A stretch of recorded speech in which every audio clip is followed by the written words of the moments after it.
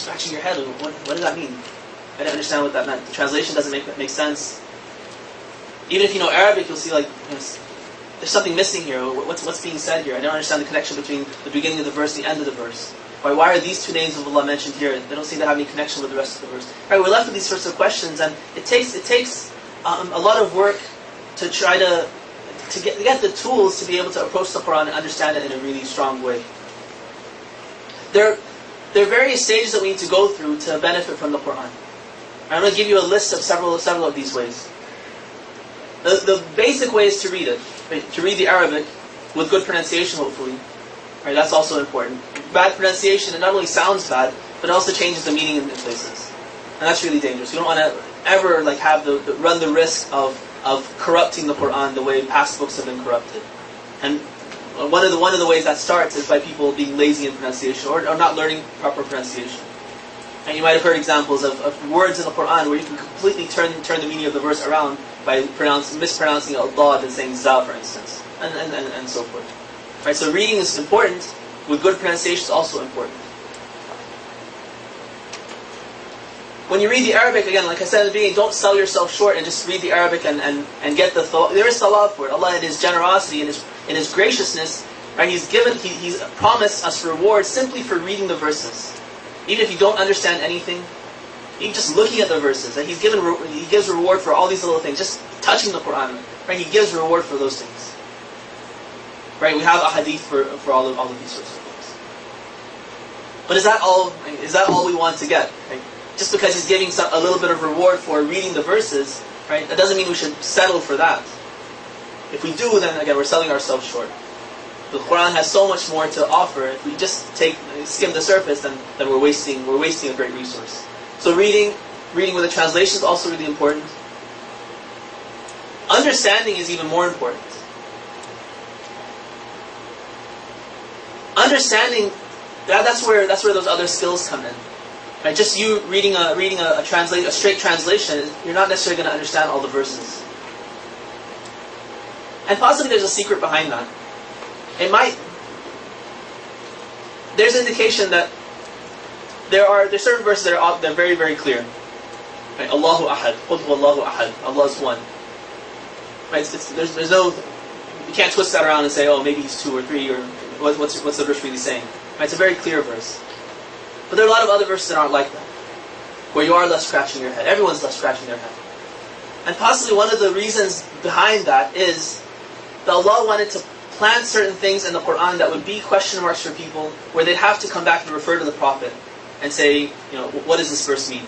I understand this much of it, but there's a question mark here. What does it mean? Right? So within the Quran itself, there's certain elements that force us to refer back to the Prophet, and then once the Prophet's gone, to the Imams He's left behind who have the same knowledge as the Prophet. Right? He tells us explicitly, أَطِيعُ اللَّهَ وَأَطِيعُ الرَّسُولِ وَأُولِي الْأَمْرِ مِنْكُمْ. Right? To obey not only Allah but also His Messenger and those people who are invested with this authority after Him, for the Imams. He tells us that explicitly, but He also implants certain elements of ambiguity in the Quran. These mutashabihat. And the only way to understand those is to go back to the Prophet or the Imams. And luckily, unfortunately we don't have access to them, but luckily we have generations of companions of the Prophet and these Imams who did ask these questions. And we have a whole literature of ahadith, right? Ahadith where people would come and say, here's a verse of the Quran I don't understand it. What does it mean? And the Imam would say, oh, this is what it means. This is what it's referring to. It's referring to this story or that story, and these sorts of things. They clarified the verses for them. Plus, they planted this whole tradition of scholarship, where we have scholars who specialize, who spend their entire life trying to understand the Quran and Ahadith. We're really lucky to have this. Shias especially. We have this system it's wonderful, it's beautiful, and no one else has it.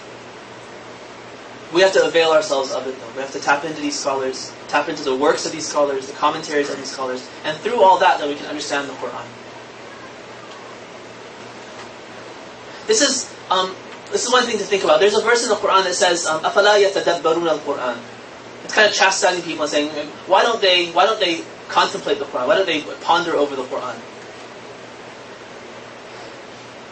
You might think, okay, a scholar who has these tools, he can contemplate the Quran and figure out the meaning. But what about somebody who doesn't have all those tools? Right? If I don't have those tools, how am I supposed to approach the Quran? All I can do is read the translation, and that's it. Think of it this way: there are actually two levels of contemplation. Tadabbur. Right? There's one time when you contemplate the words of the Quran to try to figure out what Allah is telling us. Right? So you're reading the words and you think about it, you study it, you refer to all different things to try to understand what that verse is trying to tell us. That's the job of a scholar. Right? You have to have these preliminary these tools before you can do that. But once we have a scholar come along and do that for us, kind of extract the meaning of the verse and say, look, this is what it means, and translate it for us, write a commentary on it for us, then all of us have a duty to contemplate the verse again, along with that correct understanding, that correct interpretation that the scholar has given us. So that's something that all of us can do, and all of us have to do. Right? If we don't, then that verse is addressing us and saying, أَفَلَا يَتَدَبَّرُونَ الْقُرْآنَ. Don't they contemplate the Quran? Why don't they do this? Right? So if you can't access the Quran directly, if you don't have Arabic, if you don't have those skills, that's fine. Right? But we do have scholars who have done that for us, who have kind of extracted that meaning for us in the form of translations and commentaries. Now it's the job of each one of us, each one of you, to access that, contemplate, think about what the correct understanding that they've given us. And then apply that to your own life and compare your own life to that and say, my life doesn't fit with this particular verse. There's something wrong with my life because it's heading in a different direction. This verse is pointing in a different direction. So you think about that and think about how you can change that and get yourself in line with that verse, for instance. Right, so those are a couple of different ways that we can start to benefit from the Quran. And inshallah, I'm going to try to do this through this series of lectures. The story of Jesus, I've divided it up into about 7 different stages in his life. And the first stage is his birth. Right, so we're going to go right back to his birth. Actually, to talk about his birth, we have to go back to his mother's birth as well.